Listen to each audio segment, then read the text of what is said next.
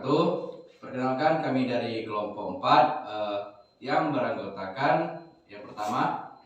Saya Putri Wulandari dengan NIM A1D1220011. Saya Maya Sari dengan NIM A1D1220015. Saya sendiri Rahmat Ramadhani dengan NIM akhir 182.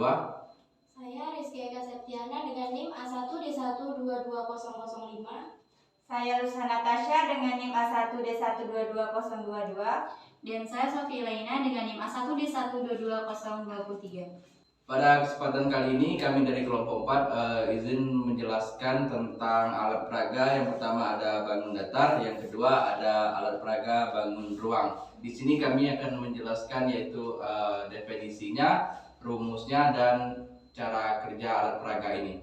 Baiklah, pertama kali kami menjelaskan alat peraga yaitu bangun datar. Di sini ada 9 bangun datar. Yang pertama ada segitiga, jajar genjang, persegi panjang, persegi, segi delapan, belah ketupat, layang-layang, lingkaran, dan yang terakhir yaitu trapesium. Baiklah, adapun kegunaan dari alat peraga ini yaitu adalah untuk mengenalkan macam-macam bentuk bangun datar kepada peserta didik, seperti ada segitiga dan lain sebagainya tadi yang sudah dijelaskan.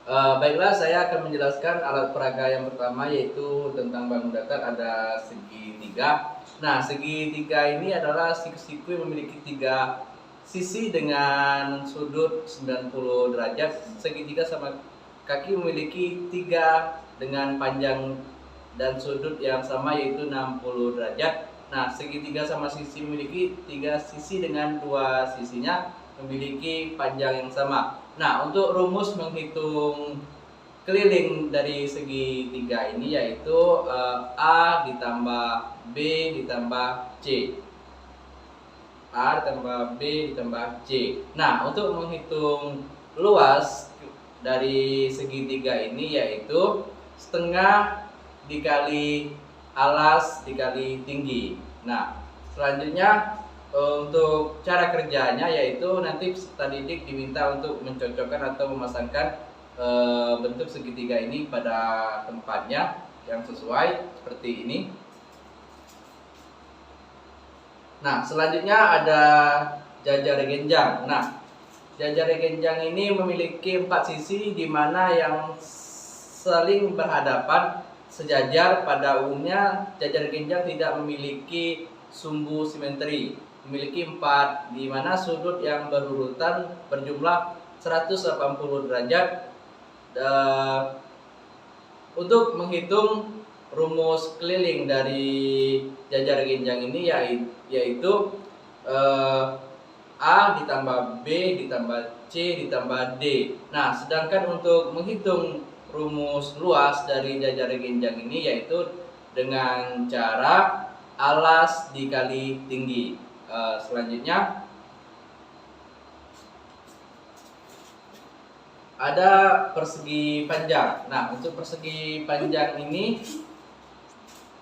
memiliki 4 sisi di mana 2 sisi yang saling berhadapan sama panjang memiliki 4 sudut sebesar 90 derajat dan memiliki 2 sumbu simetri yang lipat dan putar.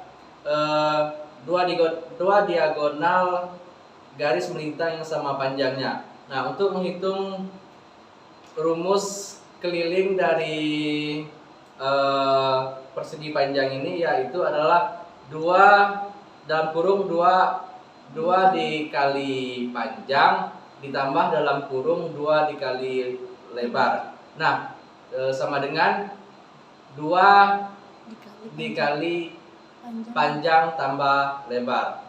Untuk menghitung rumus luas dari persegi panjang ini adalah panjang dikali lebar.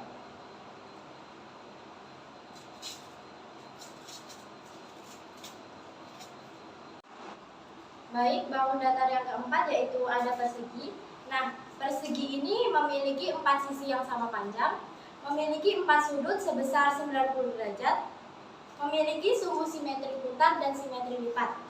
Bangun datar persegi ini memiliki rumus keliling 4 dikali sisi dan rumus luas sisi dikali sisi. Selanjutnya yaitu bangun datar segi 8. Nah, segi 8 ini memiliki 8 sisi dan 8 rusuk dan memiliki 8 sudut yang sama besar. Kemudian selanjutnya yaitu ada bangun datar belah ketupat. Nah, belah ketupat di sini memiliki 4 sisi yang sama panjang, di mana sisi-sisinya itu berlawanan sejajar. Garis diagonalnya membelah belah ketupat dengan sudut siku-siku. Jumlah dua sudut siku-siku yang berdekatan adalah 180 derajat dan memiliki dua sumbu simetri lipat dan simetri putar. Bangun datar belah ketupat memiliki rumus keliling yaitu sisi A ditambah sisi B ditambah sisi C dan ditambah sisi D. Sedangkan rumus kelilingnya yaitu setengah dikali diameter 1 dan dikali diameter 2.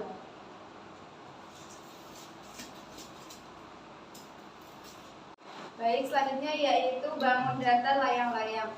Layang-layang memiliki satu sumbu simetri lipat yang tidak memiliki sumbu simetri putar, memiliki 4 sisi berpasangan yang sama panjang, memiliki 4 titik sudut, sepasang sudutnya saling berhadapan sama besar, memiliki dua diagonal yang berbeda dan saling tegak lurus. Rumusnya keliling A tambah B tambah C tambah D. Luasnya yaitu setengah kali diagonal 1 dikali diagonal 2. Selanjutnya yaitu lingkaran. Lingkaran memiliki sudut 180 derajat, memiliki diameter yang membagi lingkaran menjadi dua sisi seimbang, memiliki jari-jari yang menghubungkan titik pusat dengan titik busur lingkaran dan diameternya konstan. Rumusnya yaitu keliling 2 kali V kali R dan luasnya V kali R kuadrat. Dan selanjutnya yaitu trapesium. Trapesium memiliki 4 sisi dengan 2 sisi yang sejajar, memiliki 4 sudut dengan jumlah 2 sudut yang berdekatan adalah 180 derajat, dan trapesium sama kaki memiliki panjang kaki yang sama. Rumus pada trapesium keliling A tambah B tambah C tambah D, dan luasnya yaitu A tambah B per 2 kali tinggi. Demikianlah penjelasan dari kami mengenai alat peraga bangun datar. Selanjutnya akan dijelaskan yaitu alat peraga bangun ruang. Baik, selanjutnya di sini saya akan menjelaskan alat peraga bangun ruang. Kegunaan dari alat peraga bangun ruang ini untuk memperlihatkan atau memperkenalkan bangun ruang, bentuk bangun ruang dan jaring-jaring dari bangun ruang tersebut. Baik, definisi dari bangun ruang adalah sebuah bangun 3 dimensi yang memiliki volume. Bangun ruang menjadi bangun geometri berdimensi 3 dengan batas-batas berbentuk bidang datar maupun bidang lekung. Di sini bangun ruang bidang datar yaitu ada prisma segitiga, 5 segitiga, terus kubus dan balok. Dan selanjutnya ada bidang lengkung, itu ada bola, tabung, dan kerucut. Baik, bangun ruang adalah bangun geometri 3 dimensi yang mempunyai sifat-sifat tertentu dan dengan adanya sisi bidang, rusuk, dan titik sudut. Bagian-bagian bangun ruang terdiri dari yang pertama yaitu sisi atau bidang.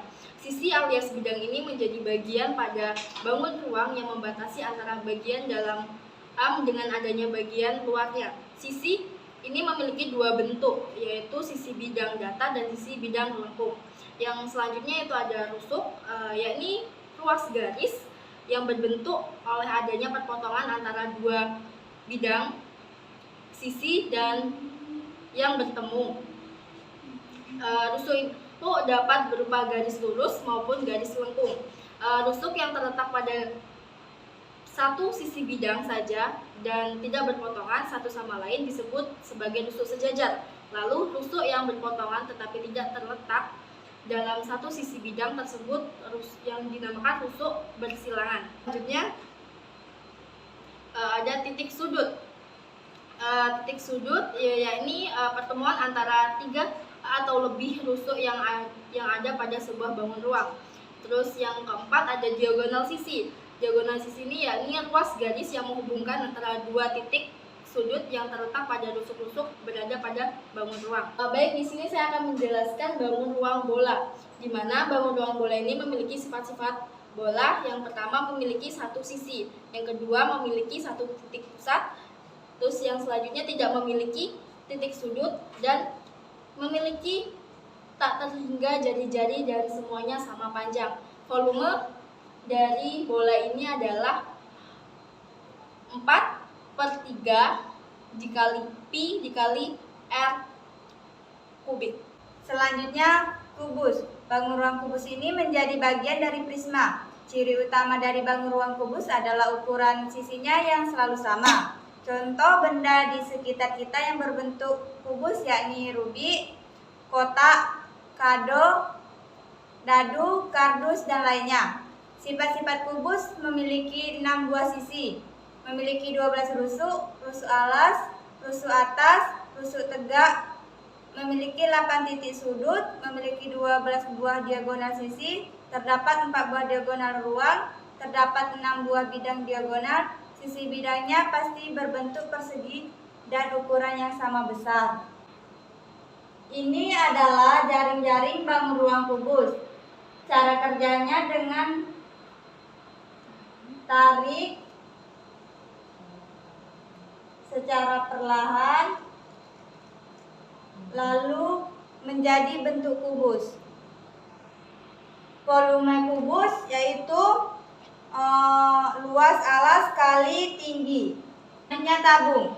Contoh benda di sekitar kita yang berbentuk tabung adalah kaleng minum dan pipa. Bangun ruang tabung ini memiliki bagian atas dan bagian bawah berupa lingkaran yang sama. Tabung ini memiliki permukaan tertutup sederhana yang batasnya pun berupa bagian dari tabung itu sendiri dan alasnya berupa lingkaran. Nah, suatu bangun tabung ini dipandang sebagai suatu prisma khusus dengan alas yang berbentuk lingkaran.